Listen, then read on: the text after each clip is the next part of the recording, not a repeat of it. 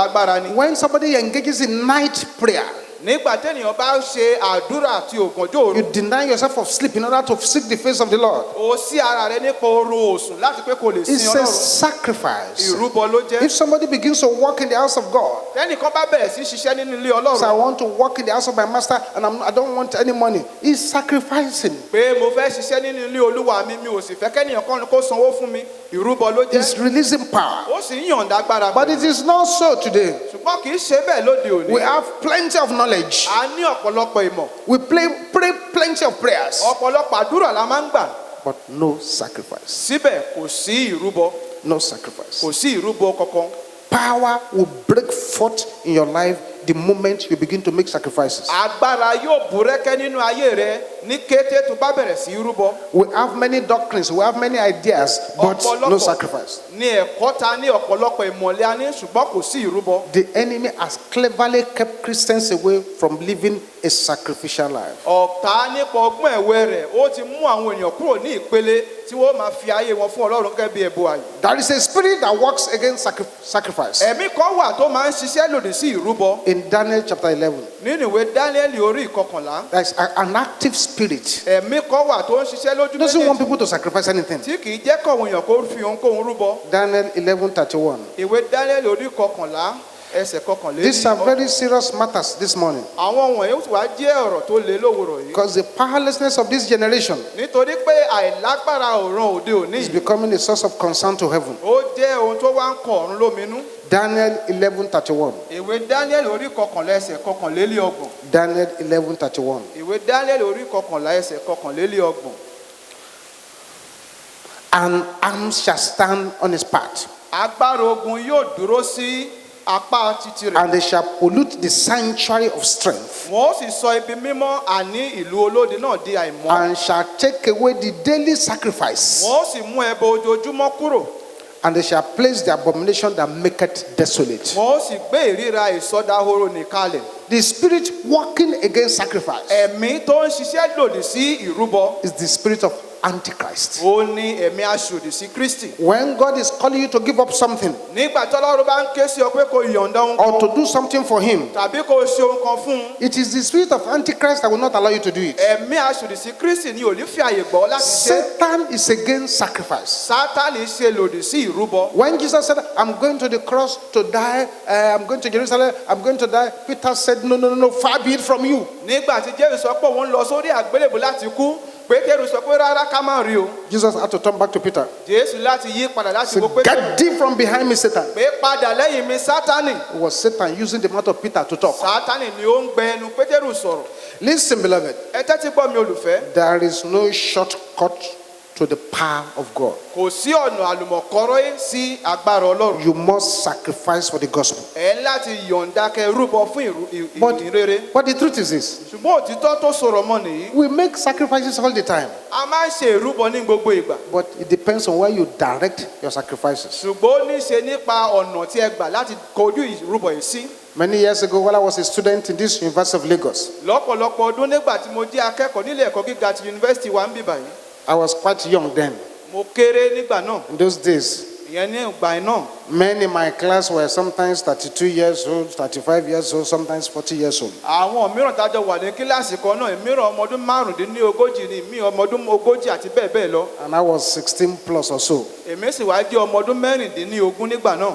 In the lecture room at night, ní àwọn kíláàsì wa ní ọ̀gànjọ́ òru, when people are reading, nígbà tí àwọn ènìyàn bá ń kàwé, you can see what people do. ẹ ó rí ọ̀pọ̀lọpọ̀ tí àwọn ènìyàn ń gbé ṣe. There is one drug they call alabokun.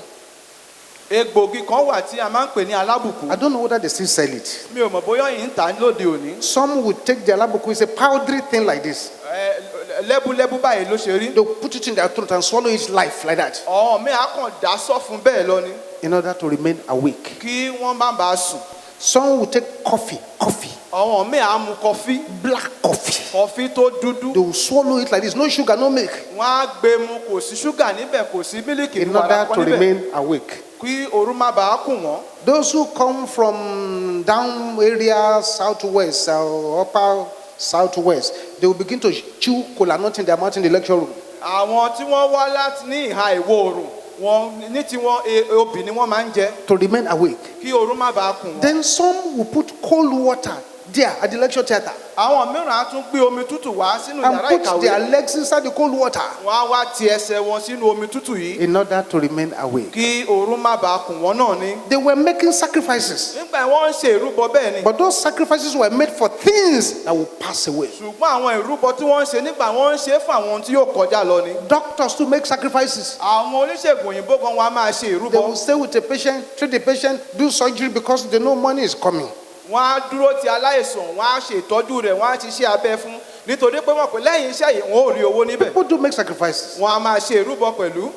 I read in a magazine mo kà á nínú ìwé kan that some people were trying to cross into America pé àwọn kan fẹ́ lọ láti yìí sí ìlú Amẹ́ríkà. and they got into a boat at night wọ́n wá wọ inú ọkọ̀ ní àṣálẹ́ to travel on the sea to cross to America. láti rìn lórí òkun láti lọ lórí òkun láti dé ìlú Amẹ́ríkà. Unfortunately, there was storm that night. ó sì wá sí ní láàánú ìjì líle wà ní àṣálẹ́ náà. Over 40 people trying to cross perished in the midst of the night. àwọn ènìyàn tó tó ogójì tí wọ́n ń gbìyànjú láti kọjá lórí òkun They're ní trying to make àlọ́kànjọ́ sacrifice. ìrúbọ ni wọ́n ń ṣe. Sacrifice. ìrúbọ ni. There was a woman. arábìnrin kan wà She wanted to go into England. ó fẹ́ lọ sí ìlú ọba They turned her back at the immigration. wọ́n bá dá padà ní ẹnubodè. She came back to Nigeria. ó tún padà wá sórílẹ̀-èdè This Nàìjíríà. woman did not have tribal mark on her face arábìnrin yìí kò kọlà rárá because she didn't want them to recognize her again. nítorí pé kò fẹ́ kán tún wá dá òun mọ̀ mọ́. She now put large tribal mark on both cheeks and on the forehead. bẹ́ẹ̀ ló lọ kọlà sí gbogbo ẹ̀rẹ̀kẹ́ rẹ̀ àti wájú orí rẹ̀. She's making sacrifice. ìrúbọ náà ló ń ṣe. For sacrifice for things that will pass away. wọ́n ìrúbọ fún àwọn nǹkan tí yóò kọjá lọ And ni. those of you who have studied abroad, ẹ̀yin tẹ́ bá ti kàwé ní òkè òkun rí. you see some Nigerians. ẹ rí àwọn ọmọ orílẹ̀-èdè Nàìjíríà mìíràn. 7 a.m. to 9 a.m. is a cleaner. aago méje sí aago mẹ́sàn-án òwúrọ̀ ó nulẹ̀ níbì kan ni. From around 10 o'clock to 4, he will go to school. láti bí aago mẹ́wàá sí aago mẹ́rin a lọ sílé ìwé. By 6 o'clock, he's working on the restaurant. nígbà tó bá di aago mẹ́fà ní ìrọ̀lẹ́ ó ti lọ sílé ìtura láti lọ ṣiṣẹ́. Maybe up to around midnight. bóyá títí di bí ọ̀gànjọ́ òru. Then later, he will go and work as a security man again. nígbà tó bá yá tún lọ láti ṣiṣẹ́ gẹ́gẹ́ bí ẹni tó ń ṣọ́bù. 3 jobs per day. iṣẹ́ mẹ́ta ló ń ṣe lóòjọ́. Sacrifice. ìrúbọ. But when it comes to the things of God, ṣùgbọ́n tó bá di ohun titi Ọlọ́run. some find it so hard. àwọn ènìyàn rí gẹ́gẹ́ bí ohun tó le. láti Business ṣe. people make sacrifice. àwọn olówó gan pàápàá wọn a máa ṣe Bankers ìrúbọ. make sacrifice. àwọn tó ṣẹlẹ̀ ìfowópamọ́ wọn máa ń ṣe ìrúbọ. Journalists make sacrifice. They go to war àwọn front. oníròyìn àwọn náà máà ń ṣe ìrúbọ wọn á máa lọ sójú ogun. People sacrifice, but they are sacrificing to the wrong way and sacrificing to the wrong things. àwọn ènìyàn máa ṣe ìrúbọ ṣùgbọ́n máa ń ṣe ìrúbọ sí ohun tí ò yẹ kán ṣe é sí àti ní ọ̀nà tí ò yẹ kán ṣe. God is calling for sacrificial Christians today who will give themselves as a living sacrifice. Ọlọ́run ké pe àwọn kìrìsìtẹ́nì lónìí tí yóò yọ̀ǹda ara wọn gẹ́gẹ́ bí ẹbọ àyè mímọ́. But few are making those sacrifices. ṣùgbọ́n díẹ̀ ni àwọn tí wọ́n ń ṣe irúfẹ́ ìrúbọ yìí. Jesus said, Jésù wípé except a corn of wheat, àyàfi tí ẹ bá mú hóró mustadi corn of wheat falls to the ground tó bá bọ́ sílẹ̀ and dies, tó sì kú it remaineth alone. á dá nìkan But if wà. it dies, ṣùgbọ́n tó bá kú then it will become large. á wá di ńlá á digi ńlá. So sacrifice, beloved, torí náà ìrúbọ olùfẹ́ is a powerful spiritual entity. ohun tó lágbára nípa ti ẹ̀mí ni. Sacrifice ìrúbọ is an institution ordained by God to generate power. ìgbékalẹ̀ Ọlọ́run ni láti jẹ́ orísun fún agbára. Sacrifice ìrúbọ does several things to you. ó máa ń ṣe ọ̀pọ̀lọpọ̀ nǹkan fún ènìyàn. Sacrifice ìrúbọ will generate divine favor. á mú aṣokùnfà fún ojúrere àti òkè wá. It's a divine favor generator. ó jẹ́ ohun tí máa ń ṣokùnfà fún ojúrere tó ti òkè wá. Sacrifice ìrúbọ is an index of your total commitment. ó jẹ́ bí gbogbo bó ṣe yọ̀ǹda ara rẹ sí bó ṣe jinlẹ̀ tó. It shows how committed you are. ó farahàn bó ṣe yọ̀ǹda ara rẹ sí tó. Sacrifice ìrúbọ is a sign of your total dedication and loyalty. ó ní àmì bó ti fi ara rẹ jì tó àti bó ṣe fi jẹ́ ẹni tó ní ìpapọ̀kọ̀ tó. Sacrifice ìrúbọ is a means of you showing appreciation to the Lord. ó ní ọ̀nà tí o fi ń gbà láti fi ìmoore hàn sí Ọlọ́run. Sacrifice ìrúbọ is an index of your self-denial. ó ní ohun tó túmọ̀ tó ń sọ nípa bó ti sé ara rẹ tó. Sacrifice ìrúbọ is a sign of brokenness. ó ní àmì ìwópalẹ̀. Sacrifice ìrúbọ is a way of generating discipline power. ó ní ọ̀nà tẹ́nìyàn fi ń ní agbára láti jèrè ọkàn. Sacrifice ìrúbọ is a way of generating spiritual power. ó ní ọ̀nà tẹ́nìyàn fi ń ṣe okùnfà tó sì ní agbára nípa ti It ẹ̀mí. is actually a divine institution èyí tí wàá jẹ́ ìgbékalẹ̀ tó ti òkè wá to bring forth all those things that I've just told you now. láti mú àwọn nǹkan tí mo ṣe mẹ́nu báyìí wá sí ènìyàn. A life that is surrendered to God ayé ènìyàn tó yọ̀ǹda rẹ̀ fún Ọlọ́run is a powerful life indeed. ó jẹ́ ayé tó lágbára ní tòótọ́. There are plenty of people who come to our services. púpọ̀ ní àwọn ènìyàn tó máa ń wá sínú àwọn ìsìn wa. They contribute next to nothing. wọ́n ń kópa nínú ohunkóhun nínú ìjọ. Money, no contribution. owó wọn ò dá. Activity, no contribution. iṣẹ́ inú ìjọ wọn ò ṣe. Things they could do to help Jesus, no contribution. àwọn nǹkan tí wọ́n lè ṣe láti ran Jésù lọ́wọ́ wọn ò kópa nínú rẹ̀. By the time we say, let us take our offering now, some people are already out to Onike Street there. nígbà tá a bá ní ẹ jẹ́ ká gbọ́ ọrẹ báyìí àwọn mìíràn ti jáde wọ́n ti dí òpópónà Oníkẹ́ lọ́hùn. Some have never experienced praise worship since they have been coming here. àwọn mìíràn gan wọn tí bá wa kópa nínú ìsìn ìjọsìn àti ìyìn rí. They are not treating the house of God as the house of their father. They are treating it as their church. Is their church. wọn ò ṣe ìṣe Ọlọ́run wọn ò mú ìṣe Ọlọ́run gẹ́gẹ́ bí ohun tí ń ṣe ìjọ ti bàbá wọn wọ́n ń ṣe gẹ́gẹ́ bí ìjọ wọn ni.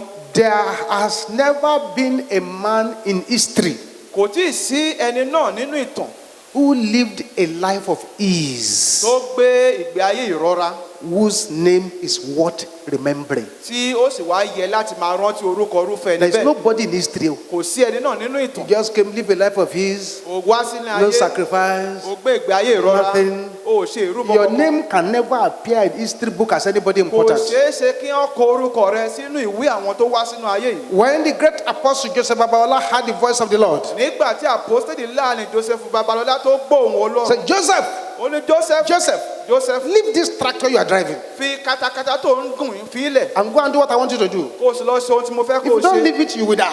tó o bá fi ilẹ̀ ó kú. He said, yes, Lord. ó ní bẹ́ẹ̀ ni Olúwa. And God said, go into that room. Olúwa yìí sì pé lọ sínú yàrá yìí. He started off with 19 days dry.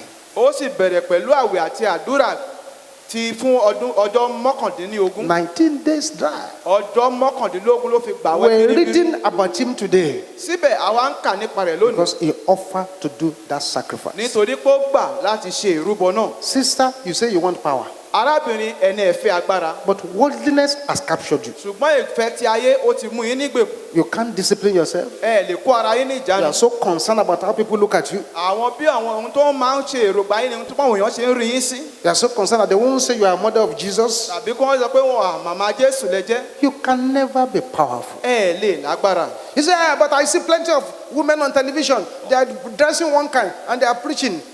ó ní ṣùgbọ́n mo rí ọ̀pọ̀lọpọ̀ àwọn arábìnrin lórí ẹ̀rọ amóhùnmáwòrán wọ́n sì ń wàásù wọ́n sì ń múra bákan. You went to the book of life and you saw their name there. ó lọ sínú ìwé ìyèbí ó wá rorúkọ wọn bẹ̀ bí. Or tàbí what power are they generating? irú agbára wo ni wọ́n mú jáde. Peter, Pétérù just like the other apostles, bí àwọn àpọ́stélì tó kù ni gave their life for Jesus. wọ́n yọ̀ǹda ayé wọn fún Jésù. They surrendered their lives for the work wọ́n of God. jọ̀wọ́ ayé wọn fún iṣẹ́ Ọlọ́run. Peter was captured and taken to Rome, Pétérù wọ́n mú nígbèkùn wọ́n sì mú lọ sí ìlú Róòmù. and they were going to crucify him. wọ́n sì fẹ́ kàn mọ́ àgbélébù níbẹ̀. But one way or the other, ṣùgbọ́n lọ́nà kan tàbí òmíràn he found a way to escape. ó wá rí ọ̀nà tó fi sá àsálà. He escaped, ó sá àsálà. and he was running away from Rome. bẹ́ẹ̀ ló sì wá ń sá lọ kúrò They nílùú would Róòmù. not have been able to catch him. kì bá má ti ṣeé ṣe fún wọn láti rí i mú. But as he was going ṣùgbọ́n bó ti ń lọ away from Rome, kúrò ní ìlú Róòmù he saw Jesus coming ó rí Jésù tó ń bọ̀. and said, Peter, ó ní Pétérù. I was looking at Peter. bẹ́ẹ̀ ni ó ń wo Pétérù. And you know, Peter is a very forward man. ẹ sì mọ̀ pé Pétérù kẹ̀kẹ́ pẹ̀lẹ́ ara ẹ̀ ò balẹ̀. When he saw the Lord coming, nígbà tó rí Olúwa tó ń bọ̀ wá he said, Lord, ó ní Olúwa whither thou goest? níbo ibi tí ìwọ bá lọ Where are you going? níbo ló ń lọ. He asked Jesus. ó bèrè lọ́wọ́ Jésù. And that one said, Peter, ó ní Pétérù I go to Rome mò ń lọ sí Róòmù to be crucified a second time for you. kí a lè kàn mí mọ́ àgbélébù lẹ́ǹkejì nítorí rẹ. When Peter heard that, nígbà tí Pétérù gbọ́ gbólóhùn yìí he turned back ó yí padà and handed himself over to those he escaped from. ó sì wá yọ̀ǹda ara rẹ̀ fún àwọn tó sá àsálà kúrò lé ọwọ́ wọn. They now crucified him upside down. wọ́n wá kàn mọ́ àgbélébùú ní ìsoríkodò. They crucified